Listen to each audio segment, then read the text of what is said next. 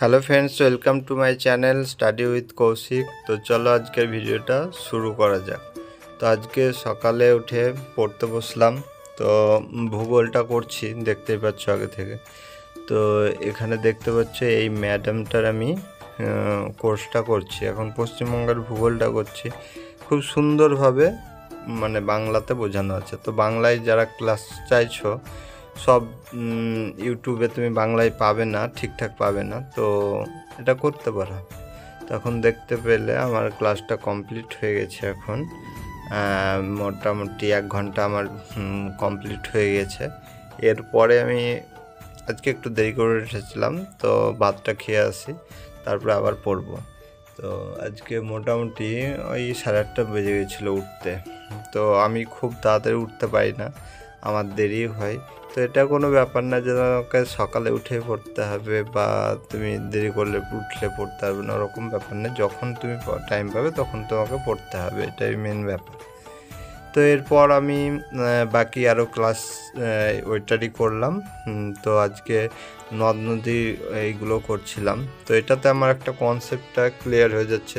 এখন আমি টেস্ট দিয়েছিলাম একটা, তো সেটা দেখানো হয়নি তোমাদের, কালকে দিয়েছিলাম। তো মোটামুটি 25টাতে আমি 15টা পেরেছিলাম আর 10টা ভুল হয়েছিল। তো আমি সেখানে আগে একটাও পারতাম না, এখন সেটা পারছি। এরপর ইতিহাসটাও কমপ্লিট করলাম। এটা আমি কোর্স থেকে করেছি। এটা আমি গুরুকুল একটা অ্যাপস আছে, ওখানে আমি কোর্সটা নিয়েছিলাম আদিত্য রঞ্জন স্যারের। তো সে যারা নিয়েছো তারা জানো।